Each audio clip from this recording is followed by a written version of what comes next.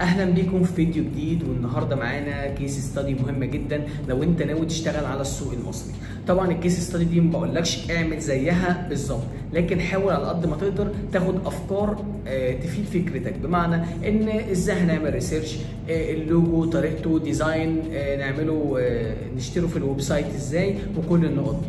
وطبعا بما ان مسلسل الاسطوره ترند في مصر الفتره دي، فقررنا ان احنا هنعمله ستور كامل باسم رفاعي الدسوقي، بحيث ان ده هيزود معانا عدد التفاعل على البوست والانتشار بتاعه على السوشيال ميديا باقل ميزانيه ممكنه، زائد طبعا ان ده هيزود معانا عدد الكليكات على الويب سايت والزوار ويخشوا، فدي نقطه مهمه جدا. ده اولا. ثانيا طبعا عشان اوريكم ان باقل الامكانيات تقدر تعمل الستور بتاعك، تقدر تبيع وتقدر تحقق دخل من السي او دي دروب شيبينج.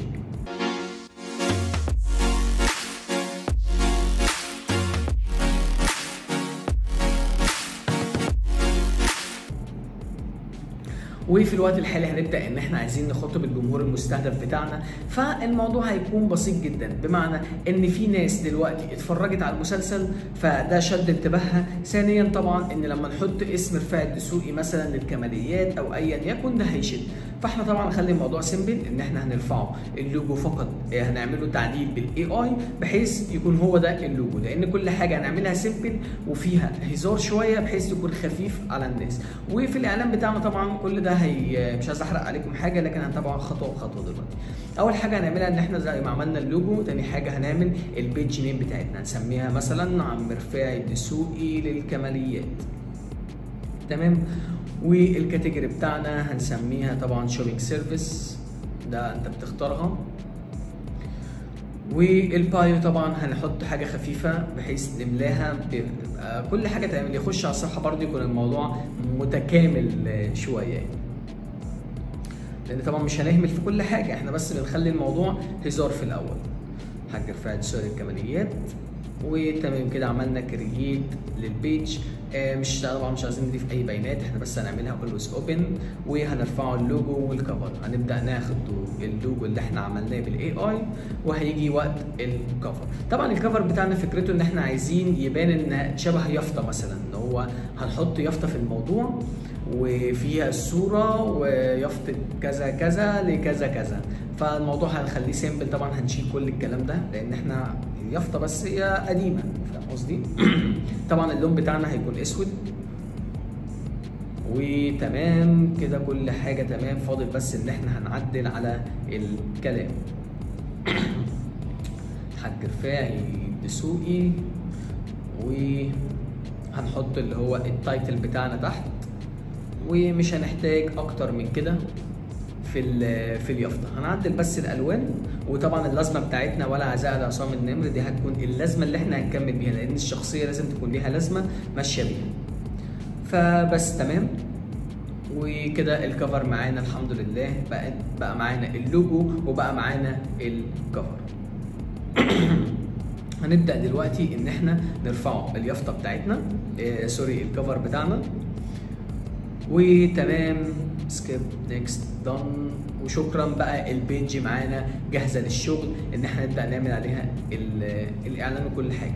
هنبدا دلوقتي ان احنا عايزين نخش على ايزي اوردر، طبعا نخش عند اخونا عبد الرحمن اللي هو انا، وبعد كده هنسجل اللينك اللي هو حاطه، وبعد كده هنبدا ان احنا نكريت الويب سايت. وبعد ما كريتنا الويب سايت بتاعنا هنبدا ان احنا نظبط الاعدادات بتاعته. فاول حاجه هنعملها ان احنا نخش على الاعدادات، بعد كده نخش في اعدادات المتجر، هنغير الاسم اللي موجود فوق، اللي مثلا بدل افضل منصه متاجر عالميه، وبعد كده هنغير العمله بتاعتنا للجنيه المصري، لان احنا دلوقتي هنشتغل على السوق المصري. فتمام، هنكتب مصر جنيه مصري حفظ، كويس جدا. فتمام كده احنا ظبطنا اول نقطتين. في الوقت الحالي احنا عايزين نغير اللينك اللي هو تيست مي، لا احنا عايزينه يبقى باسم رفاعي، لان احنا مش هنشتري دومين. اي نعم ده مش صح، لكن الكيس ستادي كلها يعني هي خفيفه، فالموضوع مش هيدقق، ما هو مفيش يعني حد اسمه رفاعي الدسوقي بيبيع، فاهم قصدي؟ فهي الفكره كلها ان هو من غير دومين اساسا. لكن طبعا خد افكار من الكيس ستادي ونفذها، ازاي تعمل كرييت، ازاي. دلوقتي طبعا احنا عملنا خلاص عدلنا اللينك، وهنبدا ان احنا نشحن فيه ايزي اوردرز. عندنا طريقتين، عندنا فودافون كاش وعندنا الفيزا. انا هشحن بالفيزا وهجيلكم، لكن في دلوقتي ليه ايزي اوردرز مش يو كان؟ في السوق المصري ايزي اوردرز اسهل، يعني الموضوع سلس اكتر وارخص بكتير. فاهم قصدي؟ يعني انت مثلا تشحن 247 لكن هيقعدوا معاك يعني لحد ما كتير جدا يعني، فاهم قصدي؟ فهي دي الفكره فقط يعني. فالحمد لله دفعنا وكل حاجه تمام، وكده الويب سايت بتاعنا فاضل بس ان احنا نعدل عليه، وبارك الله فيما رزق. طبعا ايزي اوردرز بتوفر ثيمات كتير زي ما انتم شايفين، لكن احنا هنشتغلوا بالثيم الافتراضي برضو. وبعد كده طبعا هنخش في كل الصفحات دي بحيث ان احنا ناخد فكره عن المنصه بشكل عام، ان هي بتقدم حاجات مجانا وبتقدم حاجات مدفوعه، يعني خدوا برضو فكره عن كل حاجه. هنبدا نرفع دلوقتي لوجو الموقع، هنختار اللوجو طبعا اللي احنا عملناه بالاي اي، والايقونه برضو نفس الكلام، هي نفس الصوره، والفونت هو خليه الماري مش هنعدل عليه. طن كل حاجه بقت تمام. عايزين بس ان احنا نعدل على الصفحه الرئيسيه بحيث يبقى الموضوع افضل يعني. فهنخلي عنوان الموقع الرئيسي الحاج رفاعي الدسوقي بحيث يبقى كل الاسامي شبه بعضها، وهنبدا نعدل على الصفحه الرئيسيه. في الصفحه الرئيسيه هنبدا طبعا نضيف الكفر بتاع الفيسبوك اللي عملناه، وهنشيل كل الصور اللي انتم شايفينها دي، مش محتاجين اي صور تانية، هي بس الصوره بتاعتها، وهنربطها باي قسم، وبارك الله فيما رزق زي ما انتم شايفين. تمام كده كل حاجه بقت تمام. وبرده اهم حاجه عندنا نشوفها من عن طريق الموبايل، لان اللي هيستخدموا اعلاناتنا تبقى على الموبايل، فمش محتاجين احنا الشاشه بشكل كبير، ده بس في العموم يعني. وتمام هنبدا طبعا نشيل كل المنتجات اللي موجوده، نعمل لها ديليت لان احنا مش هنضيف غير منتج واحد هو اللي هنشتغل عليه. تمام، فطبعا زي ما انتم شايفين شلنا كل المنتجات، ونقدر نربط بكل المنصات اللي هنا. فانت لو بتتعامل مع اي منصه وعايز الموضوع اوتوماتيك، هتشوف المنصه اللي انت شغال عليها من الجنب هنا وتتوكل على الله. ده موضوع بسيط، بيكون الموضوع اوتوماتيك، الاوردر بيجي انت بتحط السعر وبارك الله فيما رزق، يعني بيوصل على الشركه على طول. ودلوقتي زي ما انتم شايفين دخلنا على فيندور، دي شركه من الشركات اللي احنا بنشتغل عليها. بنحاول دلوقتي ان احنا ندور على الشنطه اللي هنشتغل عليها، فطبعا بنخش على كل الصفحات ما لقيناش في فيندور عامه يعني. بعد كده دخلنا على تاني منصه وهي تاجر، عملنا سيرش شنطه، بدأنا ندور على الشنطة اللي موجودة. طبعا في 3 صفحات لكن للأسف برضو ما توفقناش في تاجر. هنبدأ نخش على ثالث منصة وهي انجزني، دي ثالث منصة معانا. وبعد ما دورنا كتير لقينا الحمد لله الشنطة بتاعتنا اللي هنشتغل عليها. تمام، الصفحة الخامسة طبعا في منتجات كتير، خدوا فكرة عن المنتجات. دي كنا شنطه المفروض كنا هنشتغل عليها بس طبعا مش لايقه على رفاعي، فدي ماشي، دي ممكن تليق. فتمام، سعرها 160 شامل عموله 40، فدي انا شايفها سعرها مناسب. غير كده نقدر نعدل على السعر، احنا هنبيع ب 249 وتمام يعني. فهنبدا طبعا بيوفروا لينك درايف بحيث ان احنا نشوف الشكل على الطبيعه عامل ازاي وشكلها والكلام ده كله، بحيث لو حد سالك. وطبعا بيوفروا فيديو بحيث لو حد عايز يشوف فيديو على الطبيعه تقدر تبعت له فيديو على الطبيعه، صور موجود، ديزاين انت بتعمله، لان هم بيوفروا الصور. تمام. طبعا المخزون المتوفر 73 ده بيزيد كل يوم، بيقل كل يوم، فهي بيكون الوضع مش ثابت يعني. ممكن تلاقي الستوك وصل 100، الستوك نزل 20، فده طبيعي. هنبدا دلوقتي ان احنا نعمل ريسيرش عن الشنطه، هنشوف مين المنافسين بتوعنا، مين الناس اللي هم بيشتغلوا على نفس الشنطه دي، لان اكيد ناس مشتركين مع الموقع وبيبيعوا الشنطه. فده اول حد لقيناه بيبيع الشنطه ب 199، فيعتبر بالظبط هو يعتبر بيبيع بنفس التكلفه اللي هي بيحط ال 160 بيحط 40. عايزين بس دلوقتي نشوفوا سعر الشحن كام. فهنبدا مثلا ان احنا هنعمل اسم عبد الرحمن، اي رقم، نحط المدينه، منطقة السيوف، اي حاجة، تسليم العميل. كده لقينا ان الشحن بتاعنا هيكلف 45 جنيه والكوميشن بتاعنا 40 جنيه، يعني الاجمالي 206. يعني هو يعتبر بيشيل 5 جنيه من البونص من السعر يعني. فاحنا لو جمعنا طبعا الشحن والتكلفه والبروفيت هيطلع لنا 205. احنا بس حطينا اوفر برايس جنيه زياده، اللي هو زياده عن السعر جنيه. فاحنا لو هنبيع ب 249 جنيه فهنحط 43 جنيه. فهنرجع تاني للشنطه بتاعتنا. بعد كده هنبدا ان احنا عايزين نعمله زياده في السعر 43 جنيه، بحيث نشوفوا هناخد كوميشن كام. بعد ما حطينا 43 نحط الاسم، اي رقم، اي مدينه، السيوف، اي عنوان، تسليمي لهذا العميل. 248 طبعا هيبقى كده 44، لكن 44 و43 اللي هو 83. احنا طبعا هنعدي الجنيه دلوقتي. فده اجمالي الربح بتاعك لو انت بعت ب 249. تمام. هنبدأ نسيف الصور المتاحة معانا، وهنبدأ ان احنا نعمل الديزاين. ان احنا دلوقتي عايزين الصورة اللي احنا هنبدأ نشتغل عليها، الصورة اللي هي هيتعمل عليها الديزاين والفكرة بشكل عام يعني. هي الفكرة اللي كانت في دماغي ان انا عايز صورة لرفاعي عشان احط عليها الشنطة. فزي ما انتم شايفين دلوقتي عمالين نعمل ريسيرش بحيث نجهز الديزاين اللي هنرفع عليه الاعلان، لان طبعا مش هناخد صورة من اللي مرفوعين في الموقع، لان الموضوع كده هيبقى ناقص. بمعنى ان انت دلوقتي عامل اسم الصفحة، عامل الكفر بشكل معين، الويب سايت، فلازم تكمل الموضوع للاخر. فدي طبعا كأي براند، طبعا ده مش براند بس بقول لك في العموم لازم كل حاجه تكون متكامله. المهم لقينا الصوره دي تكون مناسبه جدا وشايفه ان هي اللي هتنفع معانا للشغل. فبعد كده هنختار الصوره، بعد كده هنخش في كانفا يوز ان ديزاين. كل اللي عايزين نعمله دلوقتي ان احنا عايزين نركب الشنطه عليها. فطبعا خدنا الشنطه اللي مرفوعه على الدرايف، وهنبدا ان احنا نشيل ونعمل لها ايديت. في طبعا اول حاجه باك جراوند ريموفر ما نفعتش، فهنخش على ماجيك جراب وهنبدا نحدد الشنطه. وبعد ما نحدد الشنطه هنعمل جراب، وبكده الشنطه بقت جاهزه معانا للتركيب.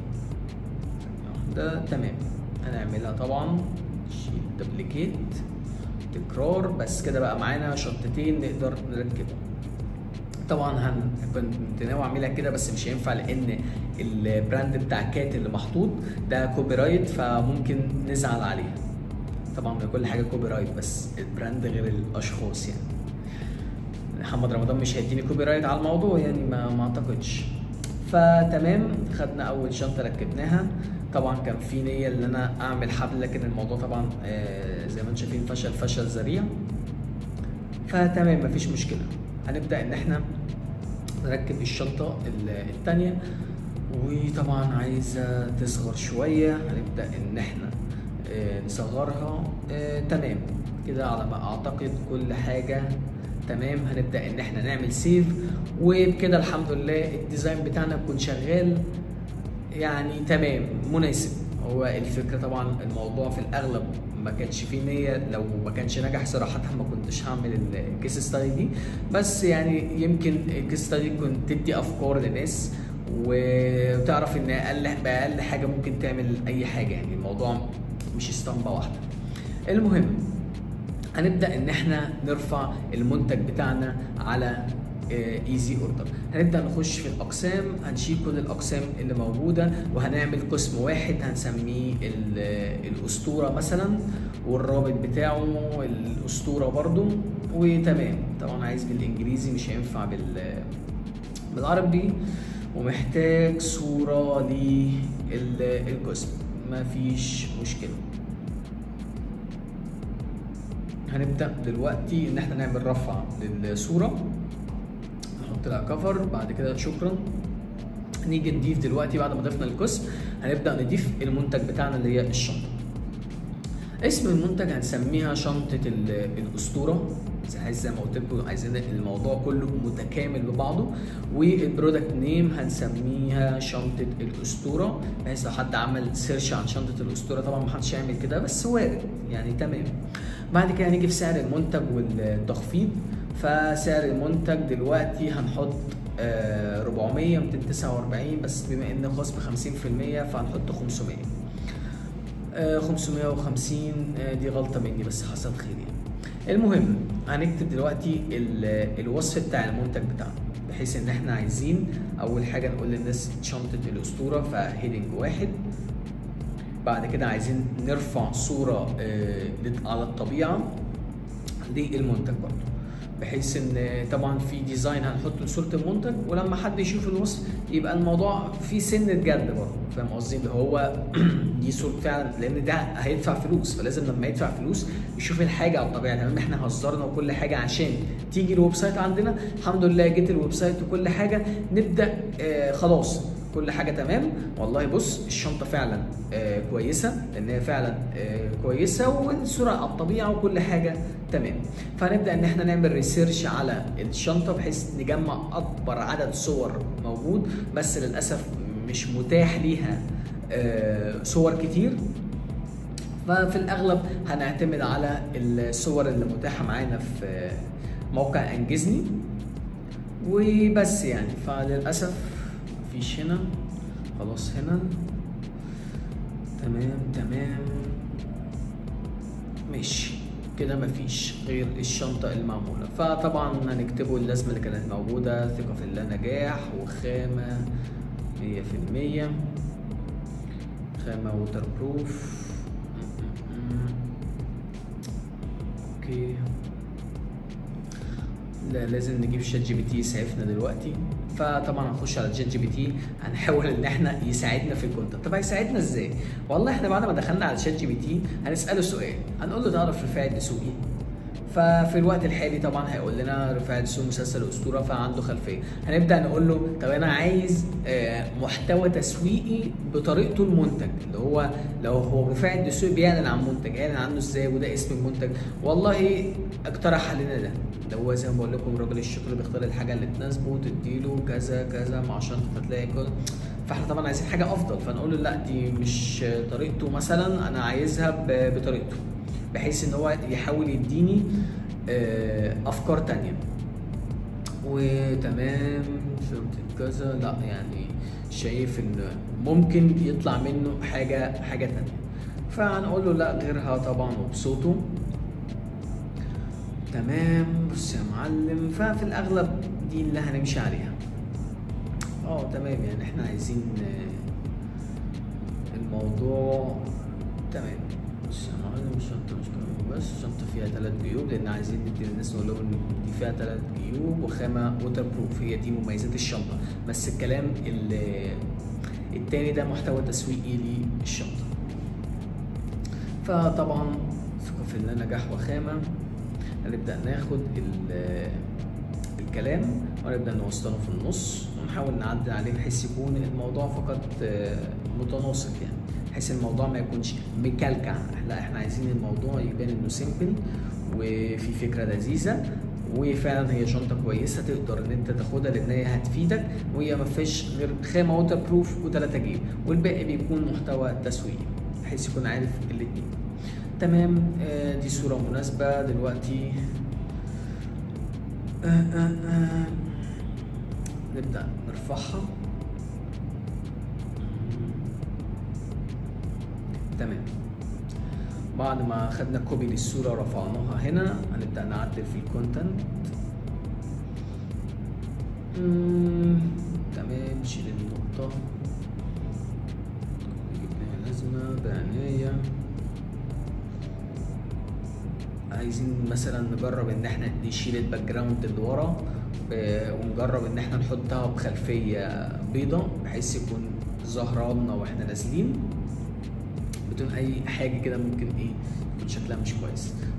طبعا كل حاجه احنا بنجرب عليها يعني. نعمل باك جراوند ريموفر وتمام، داونلود. يلا وكويس جدا. هنشيل طبعا الصورة دي وهنبدأ ان احنا نرفع الصورة اللي احنا لسه عاملينها اللي هي من غير خلفية خالص، هي بس الشنطة، لان كده كده خلفية الويب سايت بيضة، فاحنا عايزين بس لما تنزل تبان ان هي ايه ظاهرة لك في وشك. ونبقى نحط الصور على الطبيعة بجانب صور المنتج، مش في صورة المنتج في الوش. وهنبدأ طبعا نعدل على الكونتنت بتاعنا وتمام جدا. هنبدأ بس عايزين نصغرها شوية على ما اعتقد. تمام مش مشكلة، مصغرتهاش. المهم دلوقتي احنا عايزين نحطوا البانرز الايكونز اللي تحت، اللي هو والله الشحن مجاني، دفع عند الاستلام، استرجاع، اللي هي زي بالشكل زي اللي انتوا شايفينه. بس طبعا كل حاجه هنعدل عليها. فطبعا انا شايف ان الايكونز اللي هنا موجوده كويسه، لكن طبعا هيكون في تعديل على الكلام بحيث يكون برضو ايه نكمل الموضوع بشكل كامل بقى. بمعنى هقول لكم دلوقتي طبعا كويس جدا كده. عملنا سيف للصوره. عايزين طبعا نشيل كل الكلام ده، وبعد ما نشيل كل الكلام ده نبدأ نضيفه بطريقتنا. فقشطة، نطلع دي تمام، ننزلها، وعلى ما اعتقد برضو بس كده دي الايكونز اللي احنا محتاجينها. لكن ككلاما هنخلي الموضوع مثلا هو ضمان، طبعا اي حد بيقدم ضمان، فاحنا نقول مثلا ضمان الحاج رفاعي مثلا. تمام، ضمان الحاج رفاعي بمعنى ان احنا الويب سايت بتاعنا الحاج رفاعي والحاج رفاعي برضو، فيبقى الموضوع برضو ايه 2 في 1 يعني. وطبعا في ناس هتسال طب لو ما عجبنيش مش هيحصل، بس عامه مش هتفتح حاجه بمعنى الاسترجاع مجانا. وطبعا مش هينفع يكون اونلاين لان طبعا ما فيش ثقه، فانت طبعا هتدفع لما تشوف وتعاين وتاكد ان كل حاجه تمام تقدر تدفع. هي الفكره كدعايات للسوشيال ميديا، لكن لما المنتج يوصل اكيد انت هتدفع. بعد كده طبعا اسرع شحن، لان الشحن بياخد من 3 ل 5 ايام، وما بناخدش شحن لان الشحن مجاني، وهنكتب طبعا ثقه بالله نجاح. فلازم طبعا لان هيدفع فلوس فيشوف بعينه يتاكد ان كل حاجه تمام. عجبك استلم، ما عجبكش واكد شيئا لم يحدث. هنبدا نرفع الايكونز بتاعنا، وبكده كل حاجه تمام كده. معانا ايكونز، معانا هيدنج في الاول صوره على الطبيعه، ومعانا كلام، ومعانا الضمان ولا عزاء على عصام النمر اللي هي ايه اللازمه بتاعتنا، وبس يعني. عزاء عصام النمر اوكي، وكويس جدا. ده بس نعدل على الكونتنت عشان فعلا عايزين نخلي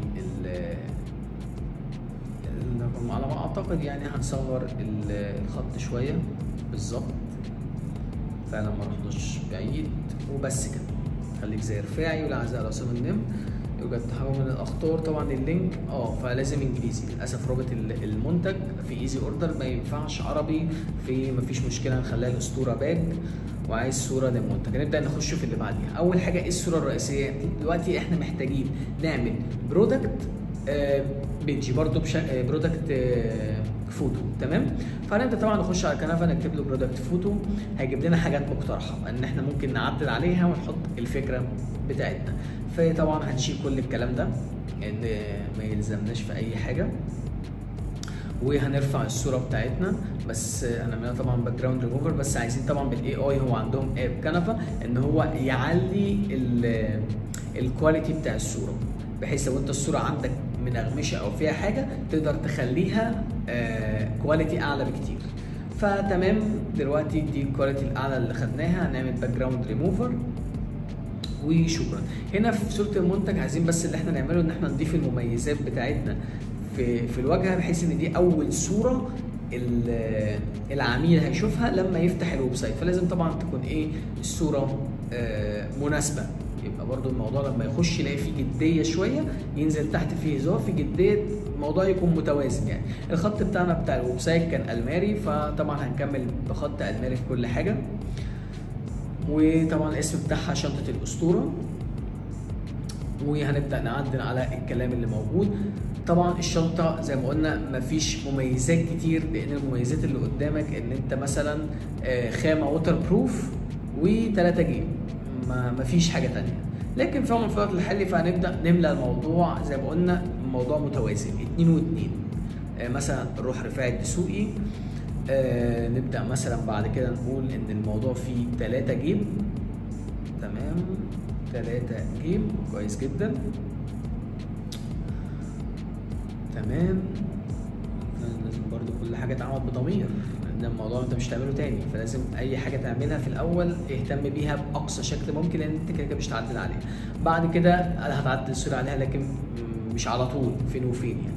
بعد كده خامه ووتر بروف، ويعني حاولت ان انا اطلع حاجه رابعه بس الموضوع فشل مني، فنكتبه ثقه بالله نجاح. ثقه بالله سوري اعلى جوده. فتمام كده حطينا يعتبر 2 و2. نروح رفاعي الدسوقي 3 جيب، خامه ووتر بروف، ثقه بالله اعلى جوده، وخامه. وطبعا هتعين بنفسك واحنا كاتبين كده تحت يعني. فتمام، فطبعا الديزاين ما عجبنيش كخلفيه، فهنكتبه كلمه برودكت بحيث يبقى فيه اقتراحات. فطبعا كنفه كويس جدا في النقطه دي، فانا شايف ان الاحمر او بالظبط هو هيكون انسب بكتير جدا، بس بالاليمنتس اللي هو اللي عملناه فوق بالغير خلفيه هنضيفه هنا، بس يعتبر مش هنحتاج اكتر من كده. فهناخد طبعا الكلام ده هنعدل بس على الالوان، بدل الابيض يبقى اسود طبعا عشان الباك جراوند معانا.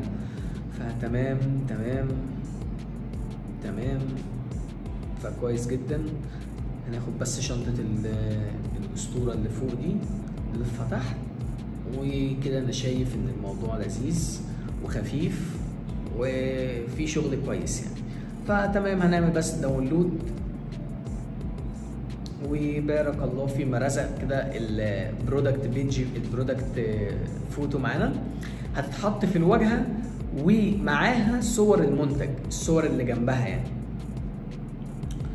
فتمام، صور المنتج نبدا نرفع الصوره بتاعتنا، وصور المنتج الاخرى اللي احنا خدناها من موقع انجزني ومن المنافسين بتوعنا. طبعا كانوا هم ما كانش في حد منزل، كلها اخدها من انجزني يعني.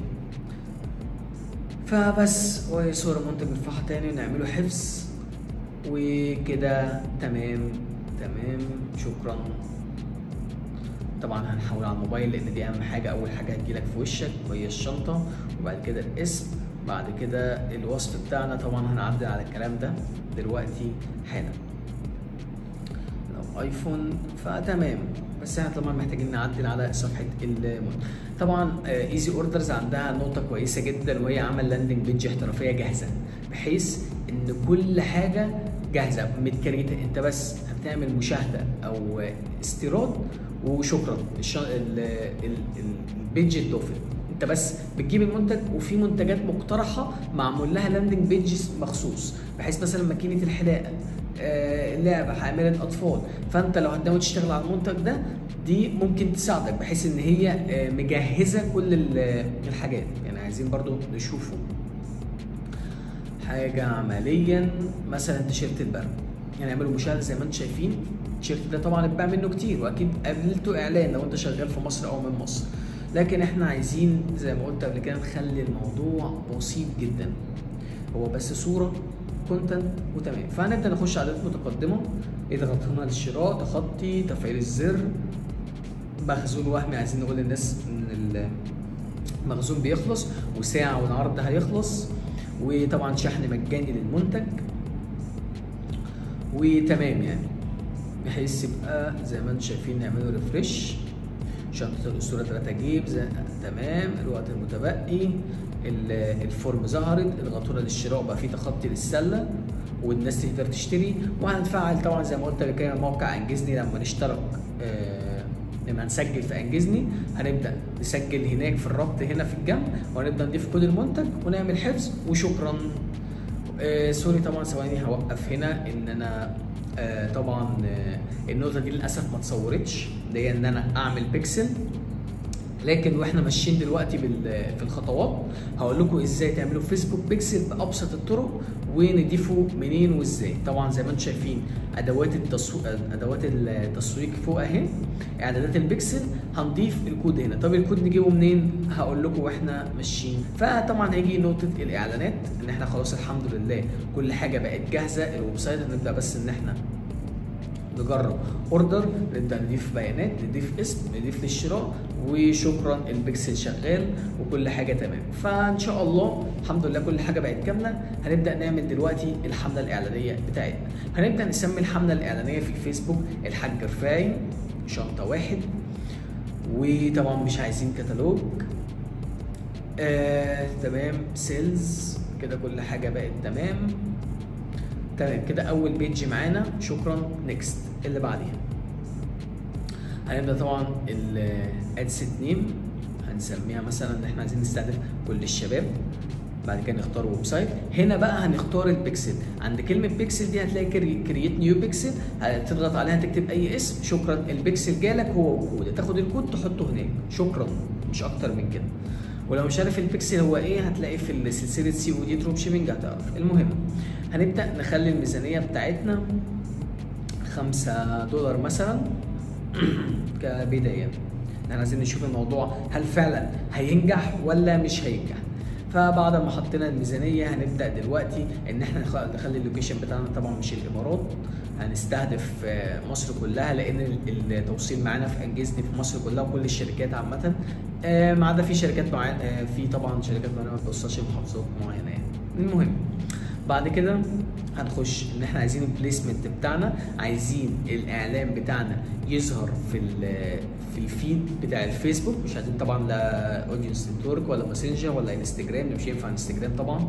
فهنختار فيسبوك، وانت بتعمل سكرول في الصفحه في الفيد نيوز فيد يعني هيظهر لك. بس يعني ان عايزين الموضوع وانت بتقلب في الفيس قبلك البوست، فبعد ما قبلك البوست دخلت على الويب سايت، شفت الموضوع، تفاعلت مع الدنيا وبارك الله فيما رزق. هنرجع طبعا ان احنا عايزين حطينا المكان وحطينا البلد اللي هنستهدفها. هنيجي دلوقتي ان احنا نختار العمر بتاعنا.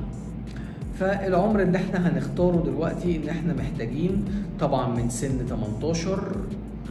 18 كويس لحد سن 30، لان بعد كده هنتشتم يا اخر ال 30 بحيث الموضوع يكون شبابي اكتر. وطبعا جندر من بس مش هينفع وومن، لان التارجت الاودينس بتاعنا انا شايف هو ده المناسب. ممكن طبعا نعليه 20 بس خلاص يعني استقرينا على 18. نعمله مراجعه سريعه. تمام، حطينا البيكسل، اخترنا البيرشيس المشتريات، حطينا الميزانيه، اخترنا البلد اللي هنستهدفها، اخترنا العمر والمكان اللي احنا هنعمل عليه فيه الاعلان اللي هو الفيسبوك نيوز فيد. هنبدا دلوقتي ان احنا نرفع الديزاين بتاعنا اللي احنا عملناه، وهنبدا نرفع اللينك. فهنسميه طبعا رفاعي وعمه. هنبدا نختار البيج اللي كريتناها اللي هو الحاج رفاعي الدسوقي للكماليات. هنبدا ان احنا نعمل كرييت اد. فطبعا هنروح دلوقتي عشان نرفع الصوره. فهنعمل اد ميديا، اد ايمج، بعد كده هنعمل ابلود. بعد ما نعمل ابلود هنختار الديزاين اللي احنا عملناه وتمام كده نختاره، وبعد كده نيكست. طبعا احنا عاملينه نفس المقاس، هو يعني نفس المقاس، احنا عاملينه 1:1 اللي هو سكوير مربع. فتمام نيكست. طبعا مش عايزين اكسبنت الايمج بالاي اي، احنا عايزين الصوره زي ما هي من غير اي لعب. تمام تمام. هنعمله دن. بعد ما هنعمل دن هنبدا دلوقتي طبعا احنا عايزين نضيف الكونتنت بتاعنا اللي هو المحتوى التسويقي للكلام واللينك. دولت الاثنين هم بيتقسموا ل3 حاجات: صوره، لينك، محتوى تسويقي. فعايزين دلوقتي ناخد لينك المنتج. تمام، الحاج رفاعي برودكتس الاسطوره باج. بعد كده ده الويب سايت URL. تمام، عايزين دلوقتي نعمل بريفيو URL نتاكد ان اللينك كل حاجه تمام، لان لازم نتاكد من كل حاجه. هرجع لها فوق يعني كمان شويه. المهم بعد ما ضفنا اللينك بتاعنا عايزين ان احنا نبدا نضيف الكونتنت بتاعنا. فانا كنت منزل البوست، طبعا للاسف الاجزاء اللي هي خاصه من البيكسل ما اتصورتش، بس ما حصل خير يعني. بعد كده مثلا فعل صوت اسمع عني، الشنطه كذا، بعد كده هيدلاين تحت، لما كبير كذا يبقى تخلص في ساعتها. نخلي الموضوع بيتكلم بصوته بحيث يتعمق في الشخصيه اكتر. وبعد كده نخلي الزرار بتاعنا شوب ناو، وزي ما انتم شايفين هيطلع بالشكل ده. وطبعا هنعمل بريفيو URL بقى. خلاص احنا دلوقتي رايحين نرفع، فنتاكد من كل النقط. والبيكسل زي ما انتم شايفين بقى شغال، وكده الحمد لله كل حاجه تمام. الصوره تمام، هنشيله دي عادي ما فيهاش اي مشكله. حطي ادفرتايزر مش مشكله، عايزين كل حاجه عاديه جدا يعني. وانا رفعت صوت اسمه عني، والديزاين والهيدلاين والاسم، وبارك الله فيما رزق رفعنا الحمله بتاعتنا. فخلينا نجد شويه، هل اللي عملناه ده صح ولا مش صح؟ بص، احنا طبعا بنتكلم بالنتائج قبل اي حاجه. الموضوع الحمد لله نجح معانا وحققنا فيه اكتر، داخلين في النهارده اكتر من 11000 جنيه مبيعات في اكتر من 55 اوردر. تمام. طبعا احنا عملنا تعديلات، ان احنا عدلنا في الحمله، غيرنا في السعر، بدل ما 249 بقى 199، ففي حاجات كتير عملناها. لكن الفكره بشكل عام ان انت لو حابب تبدا فانت تقدر تبدا بابسط الطرق. الفكره ان انت بتدور على منتجات، قدامي منتج، قدامي 2، قدامي 3، بتبدا تكريت. ويب سايت طبعا هتكريت مش زي ما انا عملت، طبعا مش هتعمل كده لان انا ما بنصحش بكده. انا كنت عايز اثبت لكم نقطه ان انت تقدر تعملها باقل حاجه، لكن في الافضل والصح والاصح ان انت تعمل براند باسم كويس، تعمل ديزاينز، تعمل الالوان مناسبه، اللوجو، تبدا الويب سايت مهيئه بشكل ولا احسن، تبدا تهتم بالمنتجات بتاعتك بحيث ان انت تعمل ريسيرش بشكل كبير، تبدا تجيب صور للمنتجات من كل حته وتعملها انت بنفسك وتعدل.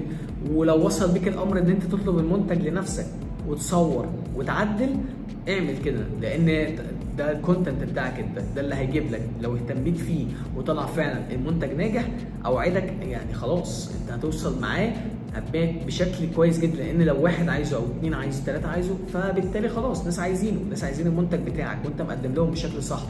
وفي الاعلانات مختار الجمهور، يعني كمثال عملي الجمهور كان بسيط جدا. انا محتاج شباب من سن 18 ل 30 شافوا مسلسل رفاعي الاسطوره، عشان اكيد هو ترند في مصر، فاكيد كتير جدا شافوه. وبس هي دي الفكره. منتجك اللي انت عايزه ابدا دور عليه، جرب على المنتج ده.